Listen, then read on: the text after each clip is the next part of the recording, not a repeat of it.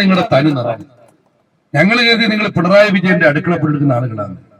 പിണറായി വിജയന്റെ അടുക്കള പണിയെടുത്ത് നരേന്ദ്രമോദി രാഷ്ട്രീയം കളിക്കുന്നത് നിങ്ങളെ ഓർത്ത് കേരള ജനത ലജ്ജിച്ച് തലതാഴ്ത്തുന്നു കേരള പോലീസിനോട്. പിന്നെ നിങ്ങൾ ജലപീരങ്കി കാണിച്ച് ഇതിലൊക്കെ നല്ല അടിവാങ്ങി കുട്ടികളാ. നിങ്ങളെ ജലപീരങ്കി കൊണ്ടോ ബോംബ് കൊണ്ടോ ലാത്തി കൊണ്ടോ പതറുന്നവരല്ല കോഴിക്കോട്ടെ യൂത്ത് കോൺഗ്രസ്സുകാർ.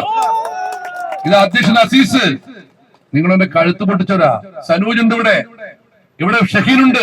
എല്ലാവരും തല്ലുകൊണ്ടുവരാ. ഈ എന്റെ കൈ പൊട്ടിയത് ജലപീരങ്കി അടിച്ചിട്ടാ. ഞങ്ങൾ ആരും ഇതിലൊന്നും പതറുന്നവരല്ല. വർദ്ധിത വീരത്തോടെ ഞങ്ങൾ പ്രതിഷേധമായി മുന്നോട്ട് വരും. എന്താ ഇവിടുത്തെ സമരം?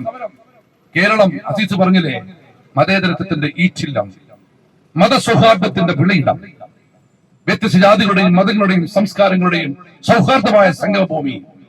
അവിടെ ഒരു ഹിന്ദുത്വ അജണ്ട നടപ്പിലാക്കാൻ സർക്കാർ സ്ഥാപനത്തിൽ നിന്നും ഒരു ടീച്ചർ തയ്യാറാവുക. ഞാൻ ഏറ്റവും രസകരമായി തോന്നിയത്, അതിനെതിരെ സമരവുമായി വന്ന SFIക്കാരനും DYFIക്കാരനും ഷൈക്കിന്റെ പോലീസ്, യൂത്ത് കോൺഗ്രസ്സുകാർ ജലപീരങ്കി.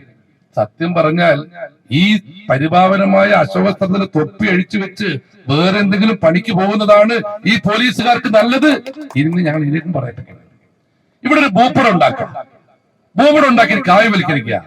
ഭാരതമാതാവിന് ആത്മാവുണ്ടെങ്കിൽ ഏറ്റവും കേറിച്ച ദിവസമായിരിക്കും അത്. വ്യത്യസ്ത ജാതികൾ, മതങ്ങൾ, സംസ്കാരങ്ങൾ, പൈതൃകങ്ങൾ, യൂണിറ്റി ഇൻ ഡൈവേഴ്സിറ്റി, നാനാത്വത്വ ഏകത്വം എന്ന മഹത്തായ തത്വം മനസ്സിലേറ്റിയ ഭാരതാംബയുടെ മാപ്പിന് കാവ്യ നിറം കൊടുക്കുക. അതിനെതിരെ പ്രതികരിച്ച ഒരു സഹോദരനെ സസ്പെൻഡ് ചെയ്യുക. ആലോചിക്കണം, എവിടെ നടക്കുന്നത്? നമ്മുടെ കേരളത്തിൽ. അത് കഴിഞ്ഞ് ഒരു ടീച്ചർ, എന്താ ആണ്ടവനോ ദേവരോ എന്തോ പേരുണ്ട് കിട്ടി, ഞാൻ ആ പേര് ഓർക്കുന്നില്ല, ആ പേര് പറഞ്ഞ് വലുതാക്കാൻ വേണ്ട, ഏത് ആണ്ടവനും ദേവരോ മന്നാടിക്കാര് കാര്യം പറയാ. എന്റെ കുഞ്ഞുമോളെ, ഇത് സ്ഥലം കേരളമാണ്, കോഴിക്കോടാണ്. ഈ തമ്മാടിത്തമായി തുടർന്നാൽ നിന്നെ ഞങ്ങൾ ക്ലാസ്സിൽ ഇറക്കൂല. അതിൽ പ്രാപ്തിയുണ്ട് കോഴിക്കോട്ടെ യൂത്ത് കോൺഗ്രസിന്, കോഴിക്കോട്ടെ കോൺഗ്രസിന്. എന്നിട്ട് പറയാണ് ഗോഡ്സെ ഈ നാടിനെ രക്ഷിച്ചു. ഞാൻ ചോദിക്കട്ടെ, ഇവിടെ ഒരു സർക്കാരില്ലേ? NIT കേരള സർക്കാരിന്റെ കീഴല്ല.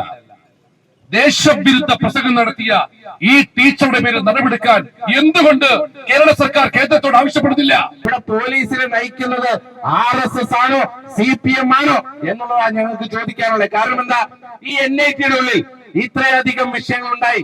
ഈ പോലീസിന് വേണമെങ്കിൽ ഒരു നടപടി എടുക്കാം. എങ്ങനെ എടുക്കാം? ഇവിടെ പരാതി തന്നിട്ടുണ്ടെങ്കിൽ ന്യായമായി കേരളത്തിൽ രജിസ്റ്റർ ചെയ്യാൻ, കേസ് രജിസ്റ്റർ ചെയ്യാനുള്ള നിയമപരമായ പോംവഴികളുണ്ട്. പക്ഷെ കേരളത്തിലെ സർക്കാർ അതിനൊന്നും തുനിയുന്നില്ല. കേരളത്തിലെ പോലീസ് അതിനൊന്നും തുനിയുന്നില്ല. കേരളത്തിലെ സർക്കാർ സംഘപരിവാറിന്റെ ഏജന്റാണ്. ആ ഏജന്റ് എന്ന് പറയുന്നത് മുഖ്യമന്ത്രി പിണറായി വിജയനാണ്.